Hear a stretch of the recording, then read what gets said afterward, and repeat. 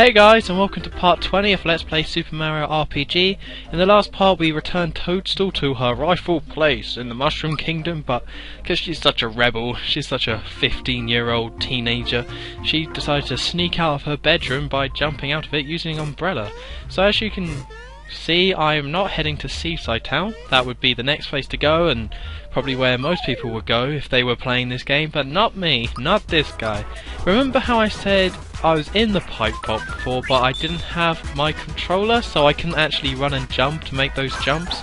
Yeah, I now have one, so I thought this is probably the best time to actually go back and do that. So I've returned here to pipe vault, so we're going to get through here to see what's going on, to see if there's anything worthwhile.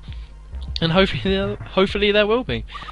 So this whole thing is pretty much a reference, or not, I guess reference. I'm trying to think of a better word, homage to the original Mario platformers, because as you can see you're actually only going along one singular bit. It's not a big 3D world, and then there's Goombas, and you have to make platform jumps, and you have to do the classic Mario thing of running and jumping. So yeah, this whole area is actually paying homage to the classic Mario games, which again, another very cool thing to do. And like the old Mario games, we have pipes. Although there's actually, I think there's like, okay, I did look this up because I was looking at other Mario RPG stuff, and somewhere in this place is a pipe game. I guess you can comment and tell me exactly where it is, but I won't go back and do it at all.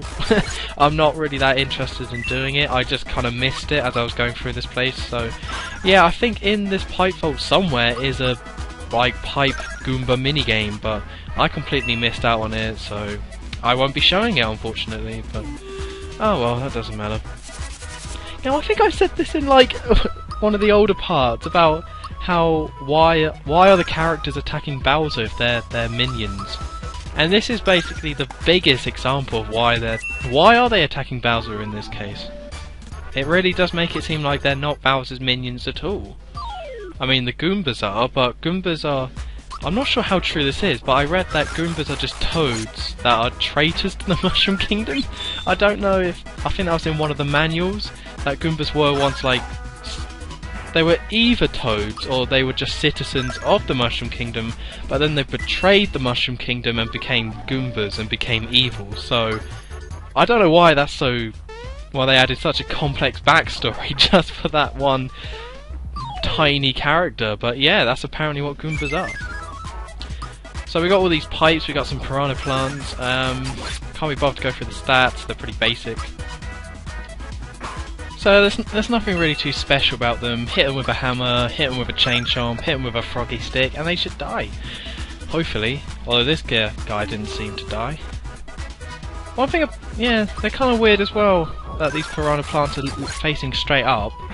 I know in the original games they were actually facing straight up. I mean, in the very first one they looked really, really weird, and then in Super Mario Bros. 3 you had the classic ones, but then you also had the ones that were aiming down, so I think it would have been cool if they had the aiming down ones as well.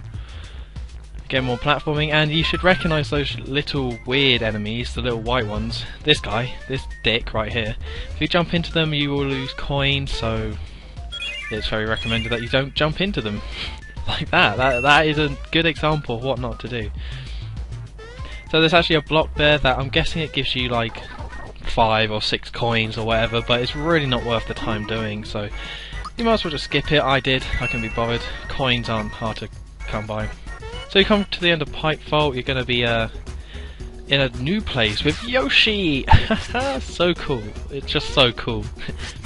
God, I came dangerously close to the Nintendo Capri-Sun catchphrase, so Yoshi so happy. Honest on 23 original, Yoshi so cool. Everyone's going to be saying it. So yeah, we're actually at a brand new optional area. This whole area is completely optional. You don't have to do this bit at all. But yeah, it's Yosta Isle. Well, of course you're going to want to do this bit because of how cool the Yoshis are and how cool the Yoshis look. And look at this! It's Mario riding Yoshi! It's like Super Mario World! It's like Super Mario RPG World or something, some new hybrid game that I haven't heard of. So there's actually a reason you have to saddle up on Yoshi. It's so you can go and talk to the other Yoshis. I'm not too sure about the logistics of the language barrier here. I mean, clearly Mario can talk to this original Yoshi, and clearly there's no Yoshi with other names. I think this was the very first game to enforce that idea, that there are just a ton of different Yoshis and that they have different names, you know? Obviously it was Yoshi's Island. Obviously there was a stupid amount of Yoshis and that it was a race, but this game seems to have it so there's only one Yoshi. And I'm very sorry about that weird cut there, but this took me many attempts. What you have to do here, you're racing Boshi, and you have to press A and B, alternate A and B to the rhythm of this game. So it goes like A, B, A, B, A, B, A, B, or whatever it is. And you press A and B, and you do it to the rhythm, and you go really fast. The problem is that it's impossible. This game is so hard. So look at this, look. Go on, go, go, go, go. Ah! And I won. Oh my god, that took me so many attempts. I was playing for like half an hour, maybe more, trying to do that one race. I cut out so much footage. I had to cut out my practice, or the practice thing you get to do. Toad asked you, do you want to practice for this race? And every single time I did it, he was like, dickhead, you're not very good at this game, are you? That's pretty much what Toad said. But I managed to do it. I got lucky at the beginning, and you also get free cookies. You press Y, you use a cookie, you go flying forward. So, God, I'm glad I did that. I'm sure a lot of people playing this game, that's got to be like one of the things they regret, or they don't look forward to, you know? With a lot of Nintendo games, there's always a mini-game in there that you don't necessarily have to do, but you do it anyway, and it's really hard and annoying, and that's it. That is it right there. So annoying. So you get Yoshi's cookie, no idea what it is. Can't remember. I should really check. But yeah, it's probably worth coming down and seeing. That's a completely optional area, so I thought this was the best time to check it out, and yeah. With that done, we can now progress on to the fifth world. Wow, is it? Wow, we are burning through this game.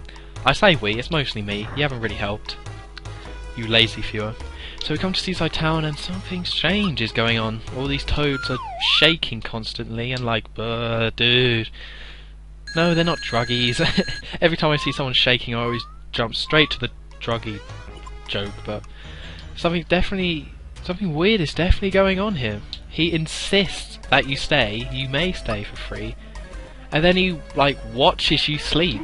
I mean, if he has a real thing for red hat, mustaches and plumbing, then I see where it's coming from, but I don't swing that way. I've got a world to save, I can't be hanging out with Mr. Innkeeper. Again, this is the part of the weird edits, so I don't think I actually show what's in every single one of these houses, because most of it is pretty much the same. There's not really that much to do here. They keep mentioning a pirate called Jonathan Jones, so that's obviously that's someone bad. Jonathan Jones is an evil name, you know. And I apologise to anyone called Jonathan Jones out there, I don't mean to offend, but it is an evil sounding name. And that's not me saying that, that's Nintendo saying that. So there's not really that much to do here at the moment. We're going to enter this house and find the Elder, who seems to actually still have his marbles. I mean, I always kept mine in a little bag, so I never was going to lose them, and you know, so I was always okay. But yeah, he's saying that you got to save the day. You come up here and you find a frog. Hello there, you're Mario, right? Oh, you were that tadpole. I wonder if there's actually any, if you go back, where there used to be a tadpole, there won't be one anymore. I should really go check that, that'd be very cool. So this guy is willing to trade you some items, which seem pretty damn good actually. Unfortunately for me, he only trades in frog coins, and I only have 8, so I can't actually buy any of these. So let's just get out of here. That's just in case you need it. And let's jump in the bed just to show him. I'm not going to buy your stuff, and I'm going to ruin your sheets. Double burn. So that's pretty much it that we can do. Oh yeah, there's that building over there, but I'm not going to go toward... Wait, am I? Stupid indecisive me. I'm all over the place. This is me kind of trying to find... Yeah, there were some weird edits for this one. This is definitely the part of crazy edits because I got horribly lost. I had no idea where I was going. There's not much to do here, but I looked around and explored, but yeah, I got really lost. I'm very sorry about that.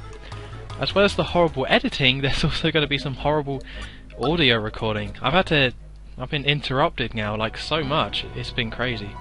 What you were actually meant to do, he told you to go to the sea, but it turns out the sea is actually a separate location. So you have to leave and then go to the actual location, the sea. So, and again, like I said before, we come to a new item place or a new shop, so we can actually buy some new stuff. We can buy some sailor shirt, sailor pants, and sailor cape, which sounds great. I mean, I think what, am I wearing a mega shirt at the moment? Clearly, a sailor shirt is better than a mega shirt, and a mega sailor shirt, that's just, you're invincible. You're invincible. So yeah, I bought some new items, just whatever really. It's kind of hard to know which ones are better, but usually if it's new and you haven't heard of it, it's better. After all this time, I'm finally equipping the Masher. The Masher, I believe I got in Booster Tower, I think that's the one where I jumped down and went blah blah blah, and yeah. So I'm finally equipping that. I could have equipped that so long ago. It probably would have really helped, but no. Equipping the sailor shirt and sailor pants. Don't think there's anything for Bowser. There is the sailor cape, which is for Geno, but we're not using Geno, so that's how that goes. So yeah, new area. This is our new area or dungeon or whatever you want to call it. And in this area we're going to be going underwater. So we've got a brand new enemy here, we've got some fish. Yeah, might as well bring up some stats on these, you know, might as well. You gotta hold on here, folks. Pretty simple things to fight. They use recover a lot, and that's pretty much the main annoying thing that you're going to find with these guys, because they just heal themselves. They're not really that strong, don't really do that much damage. Crap, what were they called? Don't kill them, don't kill them! Okay, yeah, so they're called Xenostars. They are green. God, see, this sort of information, this is why you watch my LPs, you know, you're getting so much info. HP 90 and they can recover and blah blah blah blah. They don't have any weak points apparently, but yeah, there's really no reason for you to actually take out that first one, because if you go down here, there's actually a Starman, so you can use Star to kill stars. It's like Star Massacre, something with stars. So with that, as you can saw, level up came up. So as soon as we stopped being invincible, a bit like in like part 2, I think it happened or whatever, we can then level up. And Bowser's now level 10, so it's all looking nice there on the sidebar, I think. I'm really quite happy with that. All level 10s. And again, I don't really know much about other LPers, but they might be a higher level than me. They might be a lower level than me, but I think level 10's a good level. I haven't had any problems so far. If I suddenly get stuck on a boss, then you'll be the first to hear about it. So yeah, this is a new mechanic of this kind of area. I'm not too sure how much it's used, but it seems to be quite a lot. If you jump on a whirlpool, you can then go down and you can walk on the floor like this. I've already shown it, but I thought there might be something else down here. There wasn't. And the weird thing is that you can't actually go back through a whirlpool once you've gone down, and it's like some sort of weird gravity thing. It's almost like Super Mario Galaxy, you know, with all the gravity switches and things like that. It's kind of a similar mechanic. So if you played that game, then you should be right at home, as long as you don't mind turn-based combat. I jumped onto this guy on purpose. I swear, I jumped into him on purpose, because we have, well, 2 new types of enemies. We already know the fish from the sewers. I think they're a bit better, but not really that much better. I couldn't really say. They're still purple for some reason. It still doesn't make any sense. And then we now have bloopers, although I'm not exactly sure that's what they're called. This game loves changing the names, you know, and just mixing it up. And we also have Krusty, so that's cool. Yeah, we have Krusty, who is a crab with spikes on. It's a bit over defensive if you ask me, but he doesn't seem to have that much HP, and Thunderbolt seems to be quite good. And the blooper gave me Lucky, which is very lucky. Again, the bloopers, they do quite a lot of damage, but relative to how much health you have, you shouldn't worry. You should be okay, you know. Killed that, got another Lucky. That's like, I'm so lucky, man. I'm just so lucky. I'm so lucky to be here, making this Let's Play. So that's them defeated, and of course we got Lucky. We got 19 XP. I was like, 19 XP is a lot of XP. I could really not, you know, could do with not losing it. And I got it wrong, and I lost the XP because I'm not that lucky. So That's kind of a shame. There's some more enemies around here if you want to fight them. Probably a good idea too, but we're going to jump straight into this ship. We're going to go down and we're going to find ourselves... Oh, I thought... Okay, we're going to go through this room and find ourselves a save point. So we're coming to the end of the part, so I've been Honest Tom 23, and in the next part we're going to see what the heck is going on with this weird ship and what this diary entry means. So until next time, I'll see you later.